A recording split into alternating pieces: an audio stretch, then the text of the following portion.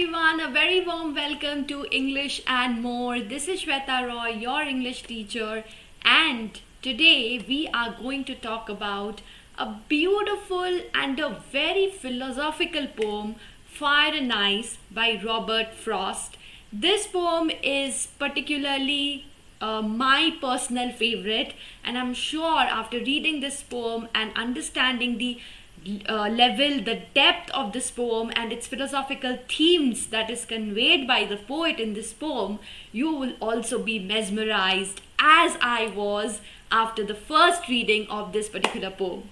So are you guys ready to read the poem along with me and understand the poem at depth? Let's get started, guys, without wasting any more time. So first, before moving ahead with the line-by-line analysis and the reading of the poem, let us know a little bit about the poet who wrote this beautiful poem, Robert Frost. Now, Robert Frost was an American poet. All of you must already be knowing this because we have also done another poem by the same poet. You know what poem I'm talking about, right? So so Dust of Snow, Fire and Ice, okay? So he is known for his realistic depiction of rural life and his command over the American colloquial speech, right? Frost basically wrote, the settings that he included was from the rural life in New England in the early 20th century. And he used this kind of setting to examine the complex social and philosophical theme. And this particular poem also has philosophical theme which might seem complex, but when you read the poem, you would really understand the relevance of this poem for today's time. So the contemporary relevance, the poem has got contemporary relevance. And he is the only poet to receive 4 Pulitzer Prizes for poetry.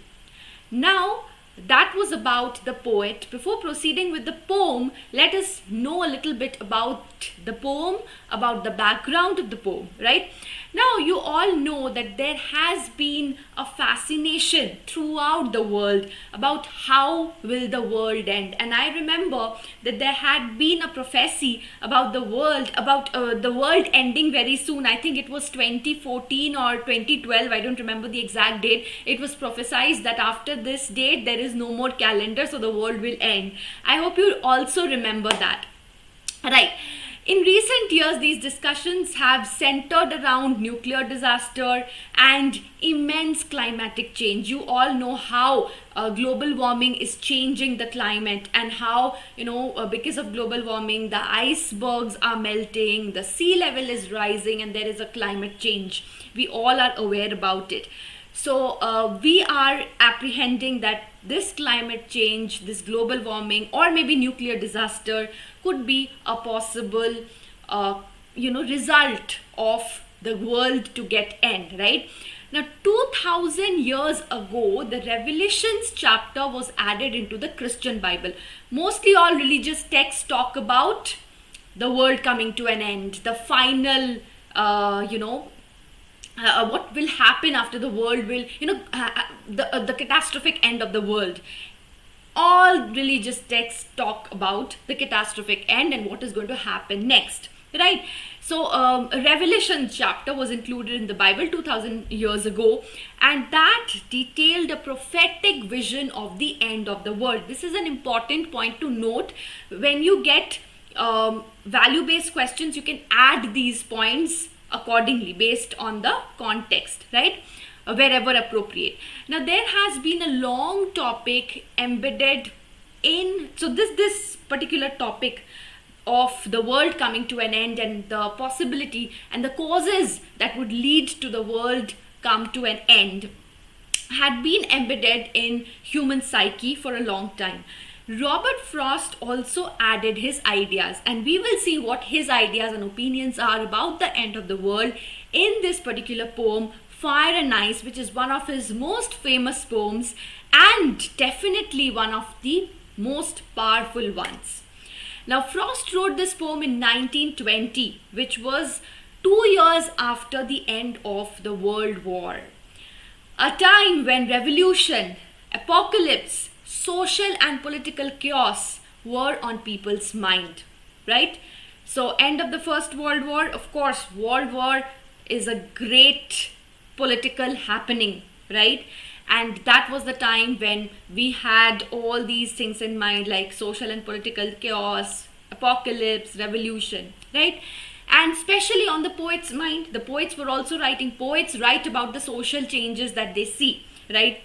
Poetry, literature is a mirror of the society. Whatever happens in life, in social, in the social surrounding, the poets give a reflection of that, right? A year earlier, W.B. Yeats had written The Second Coming. And what did he declare? Very important. See, you can cross-refer to texts while you write your answers. That would, give additional points and would impress the examiner, make your answers look different from the rest. So, The Second Coming was written by W.B. Yeats a year earlier with his famous declaration, things fall apart, the center cannot hold. Very, very important point, because we are talking about apocalypse, we're talking about chaos, we're talking about world war, we're talking about the catastrophic end of the world. 5 years after Frost, so 5 years after this, Frost wrote Fire and Ice, and a very famous poet, modern poet of course, T.S. Eliot, he offered his own view of apocalypse in The Hollow Men. So see, Fire and Ice could also be considered as one of the apocalyptic poems, right? So I am talking about all the poems which talked about apocalypse. One is The Second Coming by W.B. Yeats. Second is T.S. Eliot's The Hollow Men. You should read The Hollow Men. It's a wonderful read. And he says this is the way the world ends, right? Not with a bang, but with a whimper. And Fire and Ice can also be seen in a broader literary context of these apocalyptic poems. Fire and Ice was supposedly an inspiration for the title of George R.R. Martin's song, George R.R. Martin's A Song of Fire and Ice. Okay, so if possible, please search A Song of Ice and Fire by George R.R. Martin. If you go through that, you will see from the title itself, it is evident that there are similarities or connections with this particular poem in the title itself, right? Fire and Ice. So it was supposedly, inspired by Robert Frost's Fire and Ice. Now we will read through the poem and understand what is the poet trying to tell you and what is the poem all about. We've already understood that this poem is going to be, it's one of the apocalyptic poems. It's going to talk about the end of the world, but how? We all have our apprehensions, we all have our, assumptions, possibilities of, how the world is going to end. Let's see what the poet has to say about it. Okay? So what is the poet saying? Some say the world will end in fire, some say in ice. From what I have tasted of desire, I hold with those who favor fire. But if it had to perish twice, I think I know enough of hate to say that for destruction, ice is also great and would suffice. That's the poem. Very simple poem, but with deep meaning. Now let us understand, first let us go through the vocabulary. Desire. Desire is strong feeling of wanting to have something. Desire is basically want, right? Favor, over here it means approval or support. Okay, perish is to die. Suffice is the verb form of sufficient, which means enough. Okay, please note down these word meanings because it could be asked in any form in your exams. Now we will go into the line by line explanation, understand the deeper nuances of it, right? So the first stanza says, some say the world will end in fire. So the poem expresses the profound idea that, and some say in ice. So what is the poet saying? That some people are of the idea that the world is going to end in fire, and some say that it's going to end in ice. Okay, so by fire, what does the poet mean? First, let us understand the physical meaning, the literal meaning, then we will move ahead with the metaphorical layer. Okay, so the literal layer says that the earth's core will get heated up, fire, heat, right? That it would lead to fire destroying the Earth's surface. On the other hand, the second group is of the opinion that if the temperature goes down to such an extent which will make life on Earth very difficult and impossible, right? You know what is the temperature in the poles? There is no habitation, almost no habitation, because of the extreme cold. So think about the Earth's temperature going even colder, the temperature going even low. It will not be possible for us to survive. And if it goes very high, can you survive in the sun? No, of course, right? So again, we will not be able to survive, right? Now we will look into the metaphorical layer. Fire is equal to desire, and ice is equal to hate. Which means the poet is comparing fire and ice with the destructive features of human emotions. What emotions? Fire is compared to desire, ice is compared with hatred, right? So he says that, and the next two lines, from what I've tasted of desire, I hold with those who favor fire. Okay, so the poet says, so whatever he is aware about those fiery desires, because the more you desire, the more you want, your passion is equivalent to, it gives rise to you being heated up, right? That's why it's compared with desire. Okay, so he, from his own personal experience, he has understood that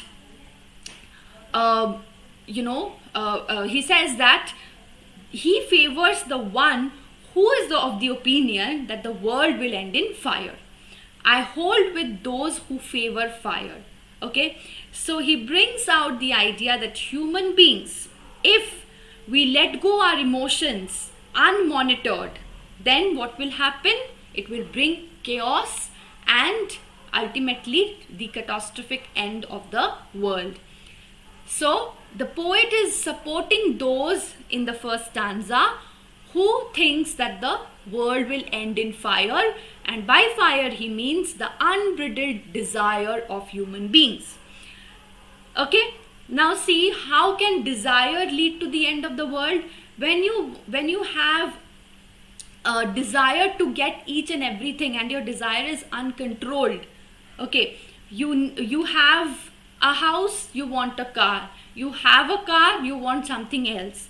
So this is the never-ending desire. As long as you are controlling that desire, it is fine. Desire should be there, of course, otherwise the life will stop.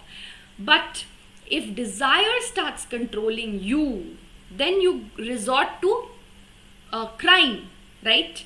You resort to illegal things. And that is how it causes destruction.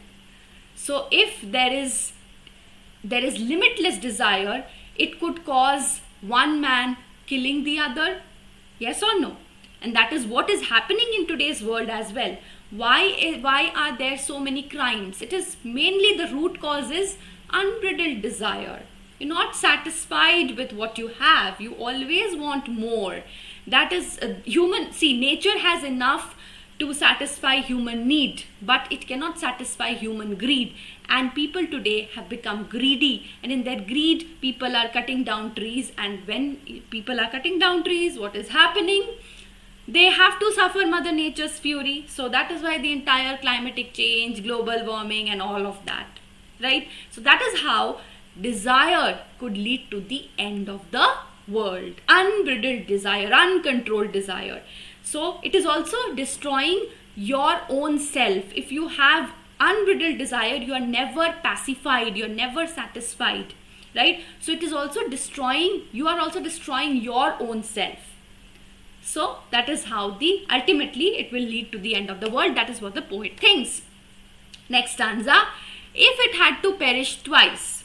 So he is not waving off the first opinion, but he also considers the second opinion, that is the earth ending because of ice. So he says that if it has to expire twice, perish is die, right? Twice, ice is equally competent in doing that. Now he is bringing a contrast here. Fire and ice, these are absolutely two opposite things, right? The human capability of insensitivity and hatred has the potential of inner destruction. Look at all the wars happening around you. What is the root cause of these wars? It is only and only hatred, right? Be it religious, the divisions that we have, religion, caste, okay, then nations, all these. What is the root cause? Why do we have so many divisions? Why do we think that the other person needs to be hated? The root cause is we don't love the other person. We always hate people. So that is why the one religion is hating the other religion, and that is why we have religious tussles nowadays, right? And then wars between two countries. One country is having hatred for the other country. Okay, so war is causing what? You have seen recent examples, mass destruction. So if this carries on, what will happen? Ultimately, destruction, right? So, and also again, your hatred is causing inner destruction. If you remember what Nelson Mandela has said, that one who is dominating, the oppressor, he is also not free. He is as imprisoned as the oppressed, right? Because by oppressing the other, he is bound within the boundaries of his prejudices. So he's also not liberated. He's also not free. He's also a captive. How? Because of his own prejudices, right? So if you are hating someone, you are also destroying your own soul. If you love someone, that is the good feeling. You get a positive feeling. So you also feel good, right? If you have hatred, if you have the thought of revenge, then it also destroys you equally, right? So though slow and steady, ice also has the same effect. By ice, he means hatred.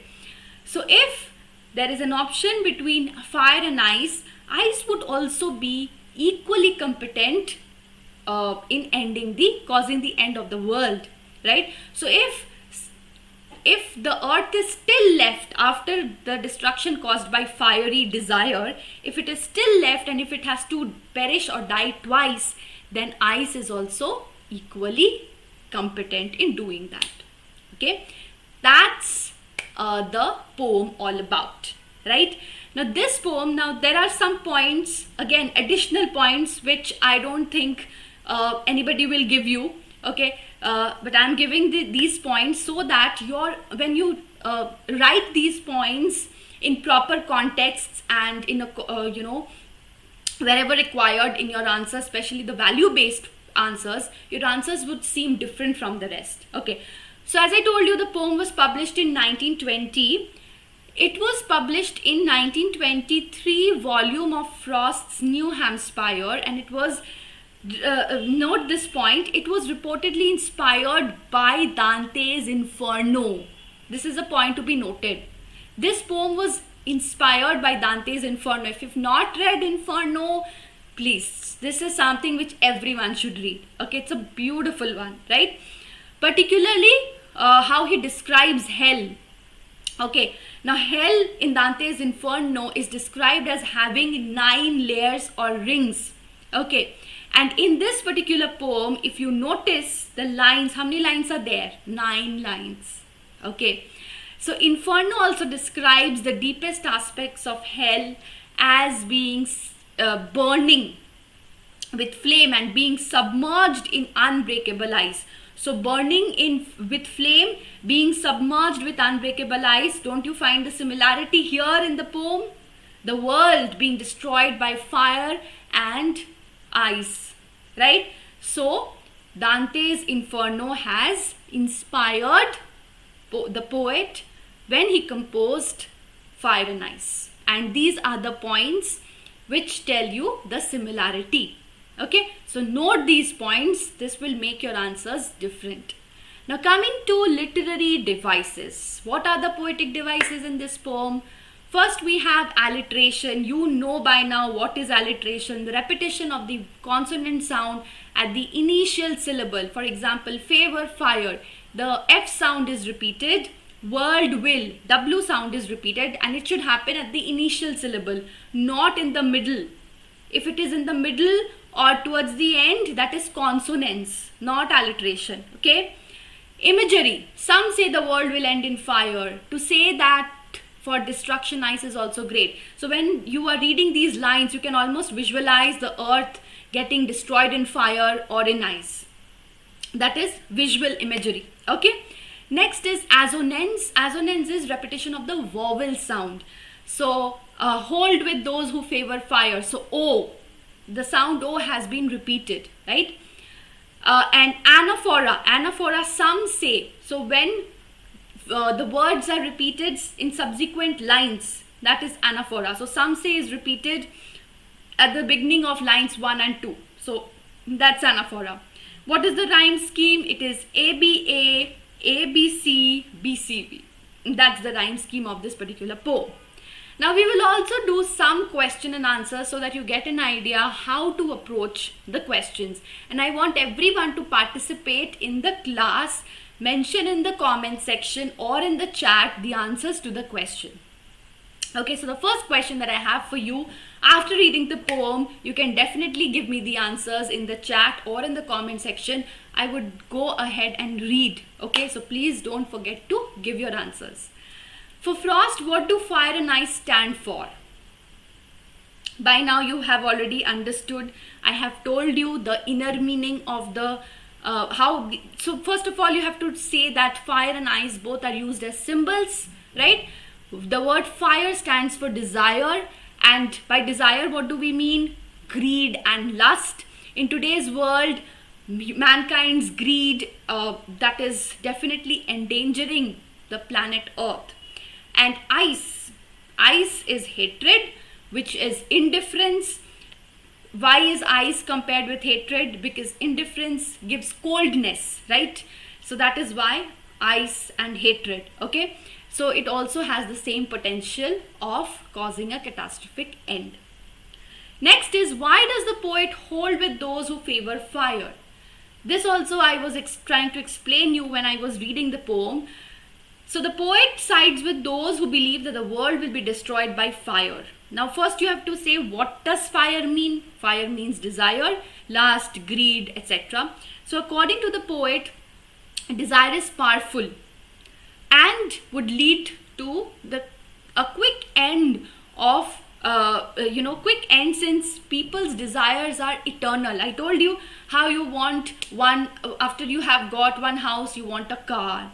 Next you want something else. And if you are controlling it, then it is fine. You are progressing. But the moment your desire controls you, you resort to illegal ways of getting those what you want, like house, car, etc. Right? So then it causes destruction. These are the ways by which crimes are committed, because of which crimes are committed, right? So if one longing is coming to reality, you want something else immediately, right?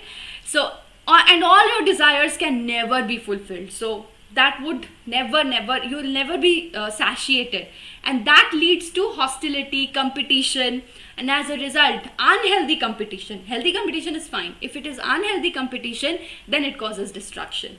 You're causing destruction to your own soul, as well as because you are always in anxiety.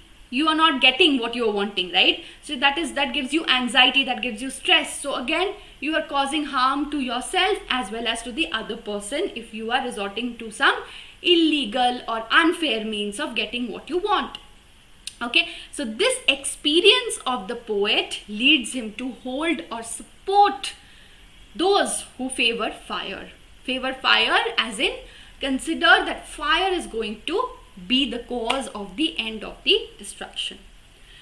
Now the last question is again, it encapsulates almost the entire poem.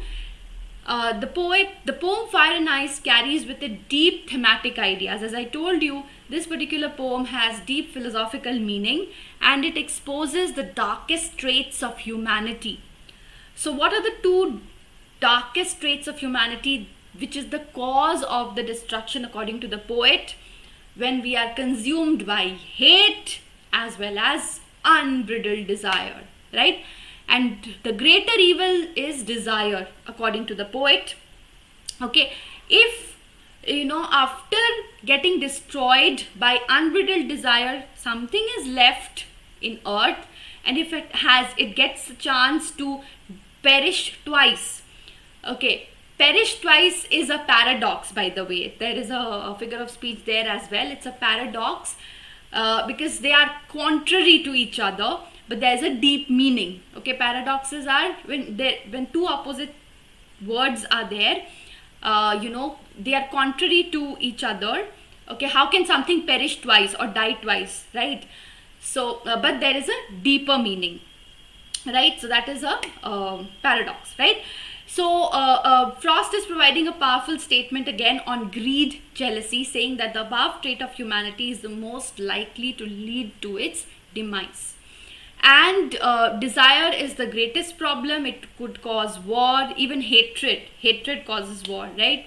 And hatred has the same capacity to cause harm.